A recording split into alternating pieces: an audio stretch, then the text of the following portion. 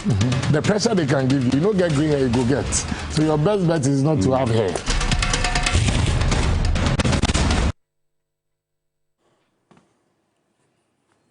Bismillahirrahmanirrahim.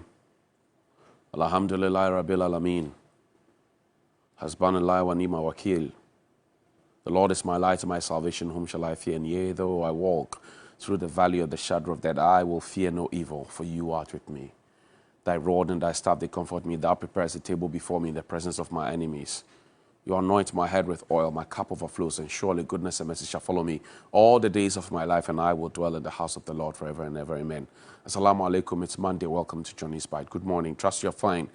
Trust your weekend was fine. Last Friday, we were hit with some very disturbing news. A news announcing to us that we're a country in crisis. And it came in a letter signed by the Honorable Minister for Information, Kojo Nkrumah, and the direction from the President. That's the letter. It says it's dated July 1, 2022. The President of the Republic, Nana Addo Dankwa Akufo-Addo, has authorized Finance Minister Ken Ofori-Atta to commence formal engagement with International Monetary Fund, inviting the fund to support an economic program put together by the government of Ghana. This follows a telephone conversation between the President and the IMF Managing Director, Ms. Kristalina Georgieva, conveying Ghana's decision to engage with the fund. At a meeting on June 30th, 2022, Cabinet indicated its support for the decision. The engagement with the IMF will seek to provide balance of payment support as part of a broader effort to quicken Ghana's build back in the face of challenges induced by the COVID-19 pandemic and recently the Russia-Ukraine crisis. Okay, so this was signed by Honorable Kojo Nkrumah. Now, this meeting was held on the 30th. In any serious country, the first thing that I learned in school as a public relations student is that in crisis management, honesty is key. Honesty is the first thing in crisis management, that you are honest. You accept, the crisis, a situation as it is, and you show remorse for it. This government has not shown remorse for leading us down this ditch. Thus far, if you listen to the communication, this government has not shown any form of remorse at all. Say we admit that we are in a difficult place. Has anybody apologized to us for leading us this way? Because we have Yale, we have Harvard, we have Oxford, we have all of them. We have the men. They have not apologized. Don't take the letter off, put it there. They have not apologized to us. And I'm saying that in crisis management, the first thing you do is to be honest, be candid with the people that you're communicating with. Now, pay attention to this one. The meeting was held on the 30th of June. Cabinet meeting, Thursday. Now, we got this notice after midday on Friday. So, deliberately, somebody was trying to avoid the morning shows. Deliberately, somebody was trying to manage PR and avoid the midday news. Deliberately. And I'm saying this deliberately because if you had a meeting on the 30th, I know that some of these notices are pushed out quickly. Are you suggesting to me that if the economy of Ghana had been ranked #1 in Africa, we would have waited until after morning shows and after midday to bring it out? So we deliberately had to wait.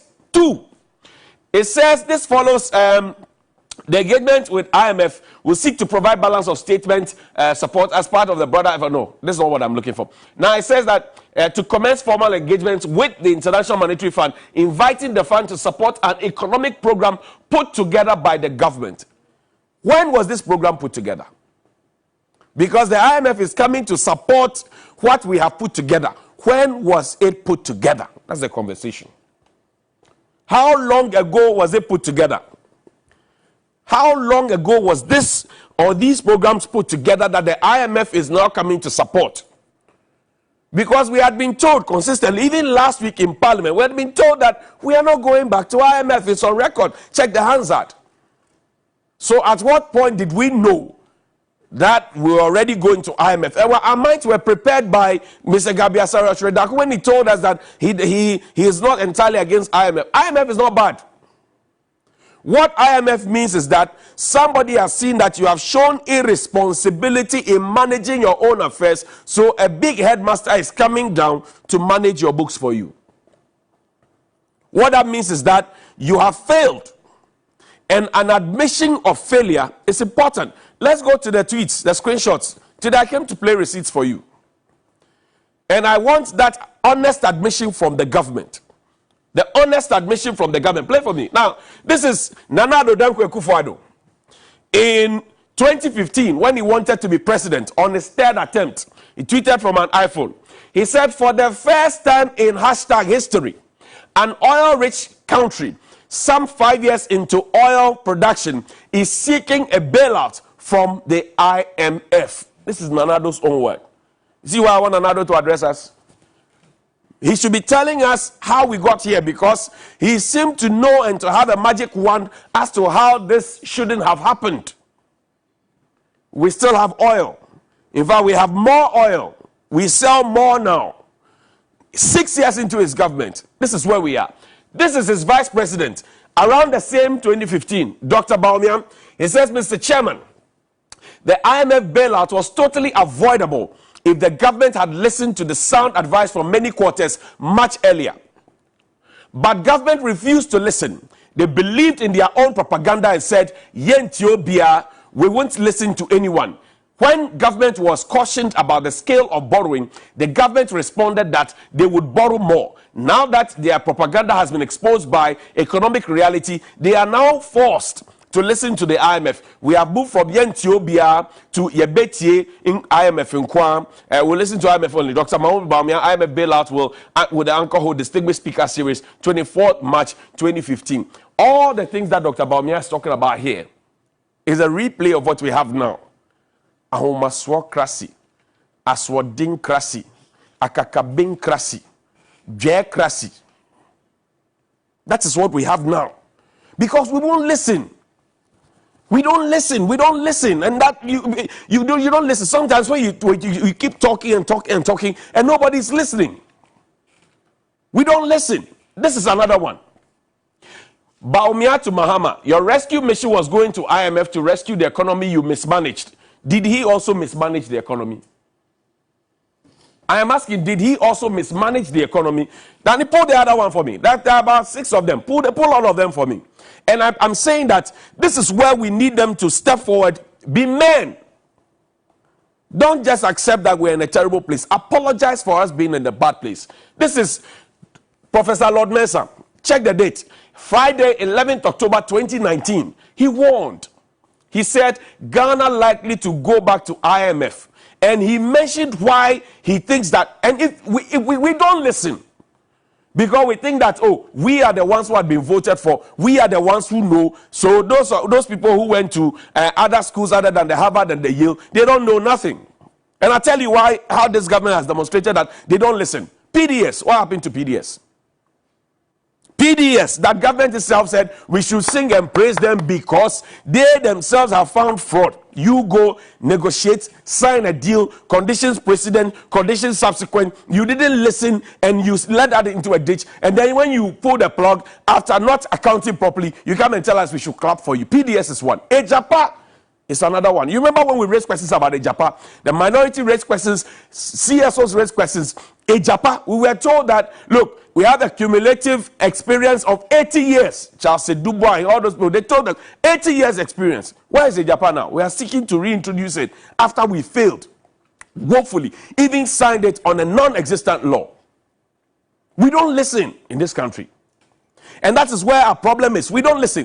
Danny, take me back to the IEA. Dr. Bawumia, with the lady in an interview, and he will give us the reason we are back at the IMF. Take me back, Danny.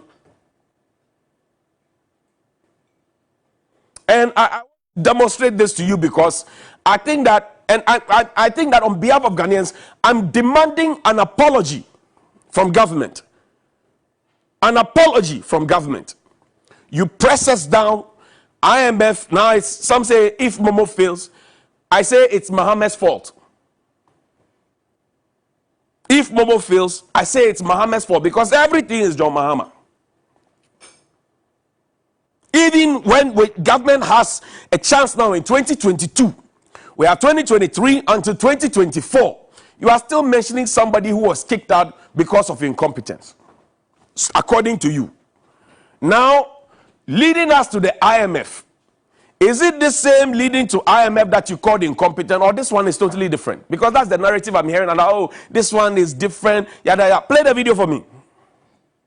This is why we got into the IMF. You were spending too much relative to revenues, which is true. You were borrowing too much, which is true. Your external payments position has deteriorated, which is true. And so you ended up, your growth is reducing, which is true. So you ended up at the IMF. And the IMF would impose certain conditions, which is true. And if you don't do certain things right, the anchor will not hold, which is true. So I'm not quite sure what it is that is not true that I said.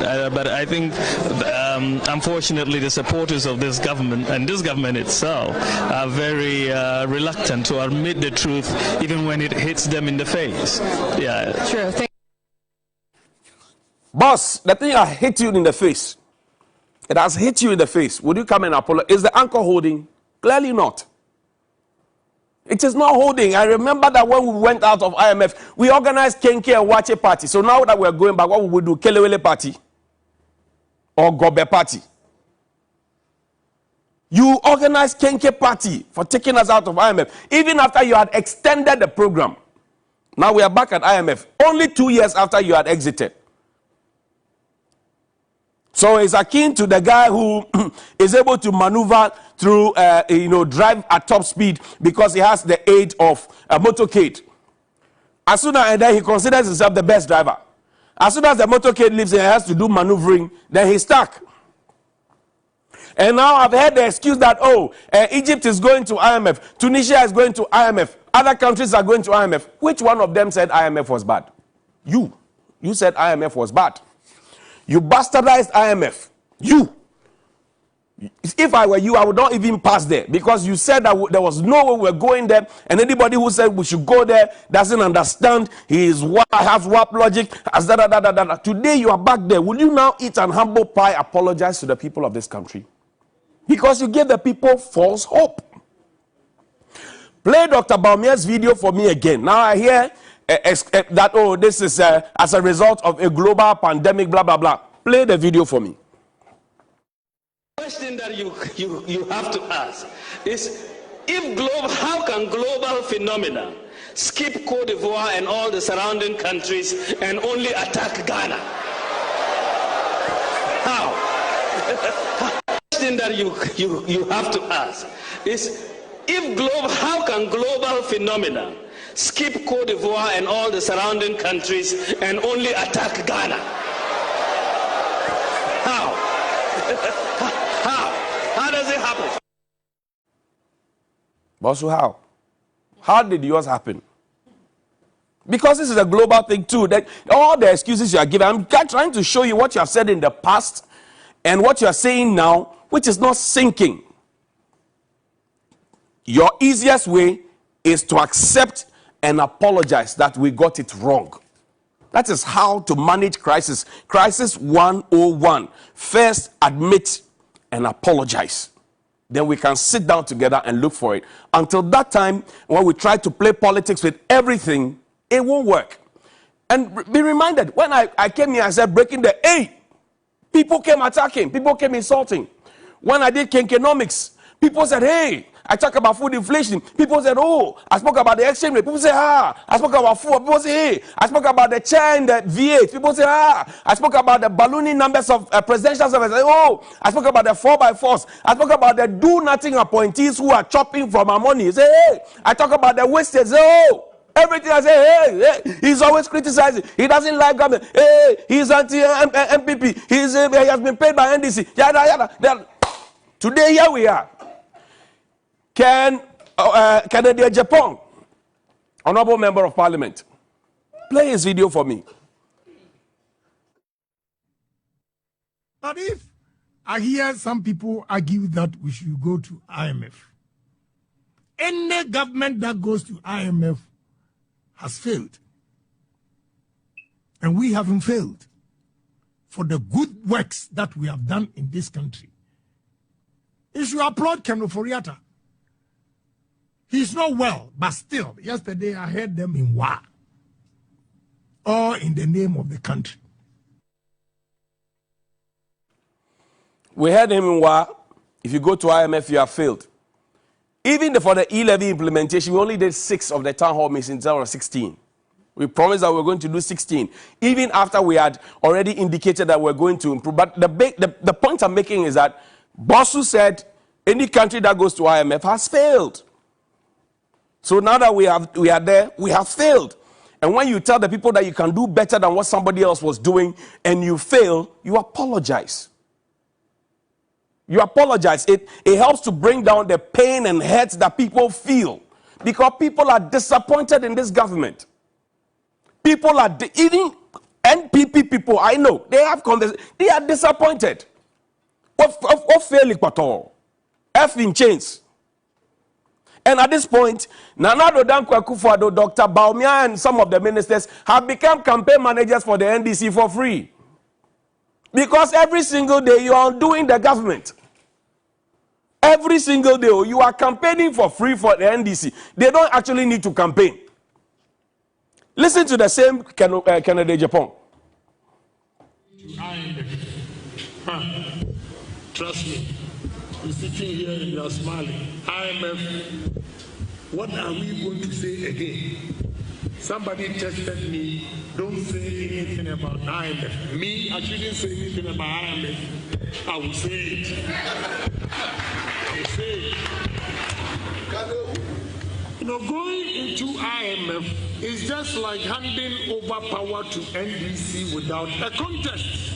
Straight away. Because the noise we make, and I chew my own words back when I said NDC went to IMF because of mismanagement of the party, the government, or the economy.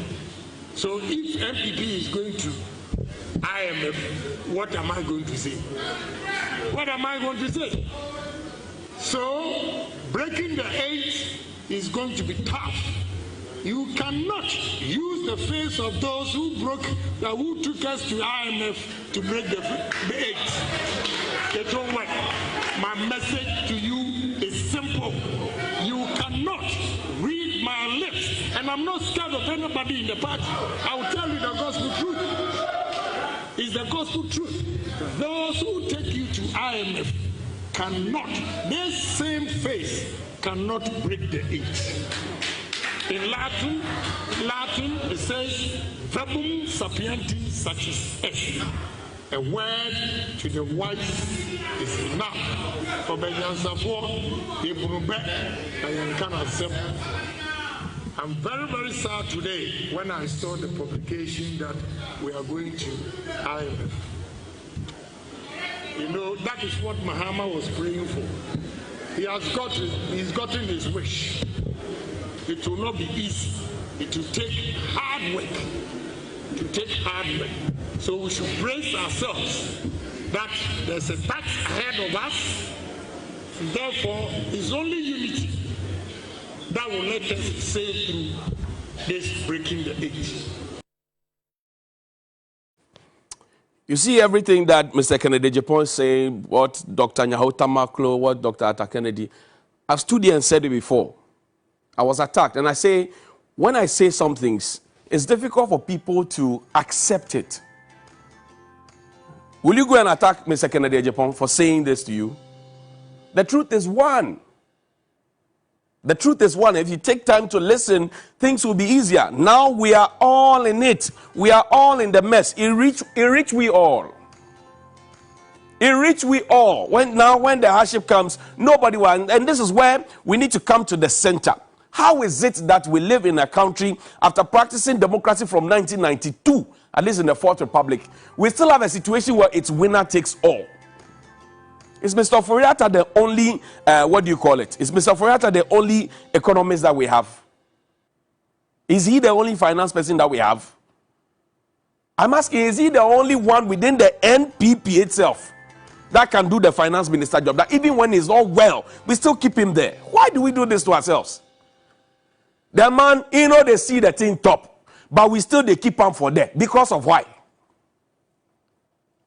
The man, he show we say no, they see top, but we still they keep on for them. We are making excuses for him. Because of what? So what we are getting now is what I ordered versus what I'm getting. What was packaged for us, and like the Venerable Mr. Pienim said, he said, if you dress up a donkey as a horse race, on the day of the race, it will be exposed for the ass that it is. That is what he said. He said it's a Dagomba proverb. And at this time, Dr. Bawumia should be stepping forward to answer the 170 questions he gave to the late Emisata, because he seemed to know what the solution would be. We need to cut down on our expenditure. We need to cut the wastage. We need to change the face of the government, sack people who are not performing. We need to sit up, and all those people who are really not adding anything to our government, we need to take them off. We need to bring the best standard we can at this time, and that is what we should be doing. The impression we had about Nana Addo Dankwa Akufo-Addo, it's not the impression we have now. I'm saying that the MPP government now is making Mahama look more like an angel. Dr. Bawumia and President Akufo-Addo are doing free campaign for John Mahama. Why? Good morning.